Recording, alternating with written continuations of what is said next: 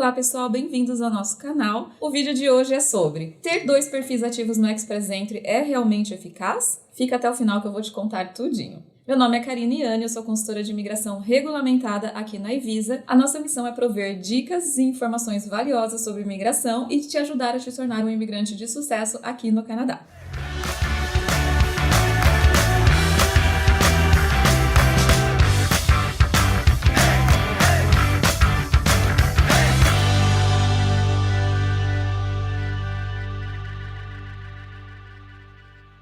Agora vamos lá. Ter 2 perfis ativos no Express Entry vai te ajudar em alguma coisa? É eficaz? O Express Entry, para quem não sabe, ele é um sistema de ranqueamento e seleção de candidatos, né? Então é um sistema ali que vai fazer com que você possa participar das rodadas de convites através dos programas federais e de alguns programas provinciais. Então, uma vez que você tem um perfil ativo no Express Entry, você vai passar a participar dessas rodadas de convites que elas vão acontecer com uma certa regularidade. Dentro do programa federal, a gente tem o Federal Skilled Worker, Canadian Experience Class e o Federal Skilled Worker Trades, ou seja, se você se qualifica para um desses programas, o seu perfil estando ativo ali, ele vai identificar a sua elegibilidade e aí, dependendo da sua pontuação, você vai ter a possibilidade de ser selecionada aí nesses programas, tá? Fora isso, algumas províncias também se utilizam do sistema do Express Entry para selecionar seus candidatos. E Ontário é uma dessas províncias. O que algumas pessoas pensam com relação a isso, né? Elas pensam que se elas tiverem mais de um perfil, isso vai aumentar as chances delas serem chamadas. Então, vale lembrar que não é como uma loteria no sentido assim, quanto mais bilhetes você tiver, melhores serão suas chances, tá? Não é isso, porque pensa que no final do dia, aquele bilhete vai ter a mesma numeração. Então é isso que você tem que pensar. Ter um segundo perfil ativo no Express Entry por si só não aumenta suas chances de ser chamado, porque no final do dia é aquela pontuação que você vai ter lá no final que vai determinar se você vai ser ou não selecionado. Porém, estrategicamente, dependendo de como for, a gente sempre trabalha com a possibilidade de ter um segundo perfil ativo por algumas razões. Se o perfil do cônjuge, por exemplo, ele está numa profissão de demandas, né? A gente vai trabalhar com fatores, por exemplo, pontuação. Poxa, quem consegue do casal, por exemplo, ter a pontuação mais alta? Então, obviamente, essa pessoa, logicamente, será o principal aplicante no processo, porque a pontuação dentro de uma rodada geral é a mais alta que conta. Agora, se de repente o cônjuge que está ali, ele está numa profissão de demandas, vamos por uma área de saúde, por exemplo, por que não a gente contar com um perfil como principal aplicante sendo um dos,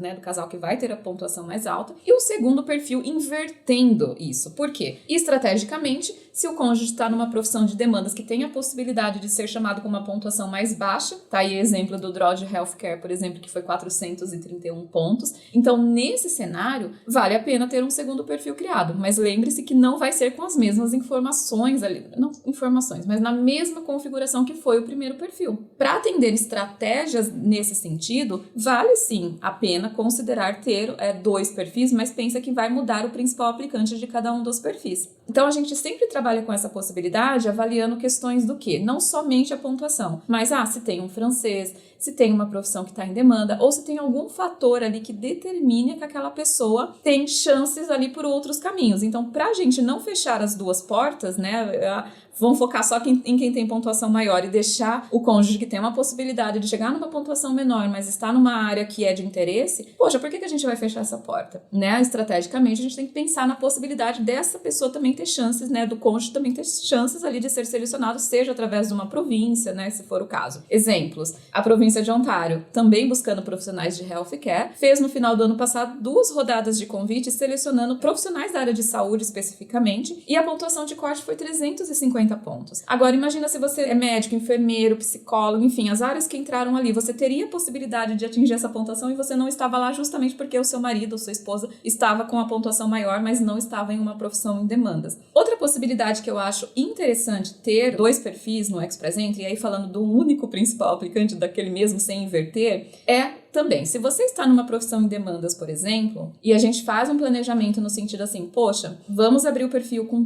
tudo que tem de pontuação ali para você conseguir uma pontuação mais alta para concorrer a uma rodada federal, mas aí você também tem uma possibilidade, por exemplo, de se enquadrar numa rodada provincial, e no caso de Ontário, que eles determinam pontuação mínima e máxima, para você poder estar naquele range de Ontário, a gente teria que abrir um segundo perfil, talvez tirando algumas informações, para que a sua pontuação ela fique numa pontuação mais baixa e entre ali no range do que Ontário tá chamando. Vou dar um exemplo. Esse mesmo exemplo que eu falei, né, anteriormente aqui da questão de médico, ou médico não, área de saúde no geral, Ontário, ele fez essa rodada em pontuação mínima 350 pontos e a pontuação máxima foi 430. Por que 430? Porque a última rodada federal para healthcare tinha sido 431. Então, como Ontário não vai brigar na mesma faixa de pontuação do governo federal, ele sempre faz um range mínimo e máximo de pontuação, batendo ali até onde o federal chamou no seu último draw. O que acontece? Se você passou essa rodada, você não tinha o seu perfil ativo, você não foi selecionado pelo Express Entry federal e você criou seu perfil depois disso, a chance de ter uma outra rodada federal com a mesma pontuação é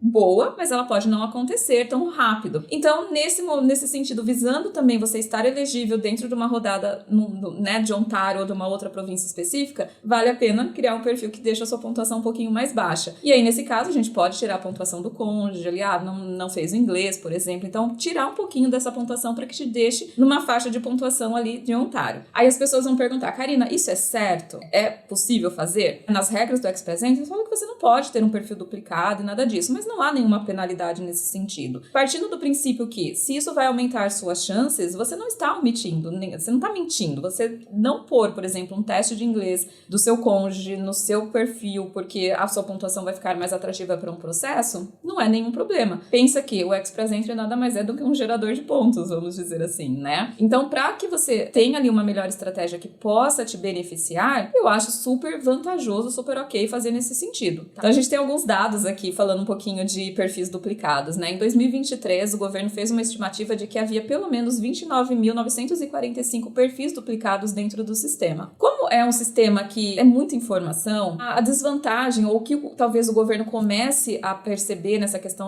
tem muita coisa duplicada e tudo mais, eles quererem fazer mais limpeza de base de dados, né? Ou começar a derrubar esses perfis duplicados de alguma forma. Hoje isso não acontece. Hoje o perfil ele fica ativo por um ano, depois de um ano ele expira, aí sim ele sai do sistema, mas nada impede da pessoa criar o perfil novamente, caso ela tenha todos os requisitos ali para poder abrir esse perfil novamente. Então, acho que o vídeo de hoje foi bem curtinho, mas foi para responder um pouco das dúvidas que as pessoas mais têm em relação à questão de Express Entry, né? Eu acho que é uma dúvida bastante comum que aparece aqui pra gente, e eu acho bem legal fazer um vídeo esclarecendo esses pontos, tá bom? Se você gostou desse vídeo, então deixa o seu like, faça o seu comentário se você tiver algumas dúvidas e compartilhe com alguém que pode precisar também dessa informação, tá bom? Até logo, pessoal, até o próximo vídeo. Tchau, tchau!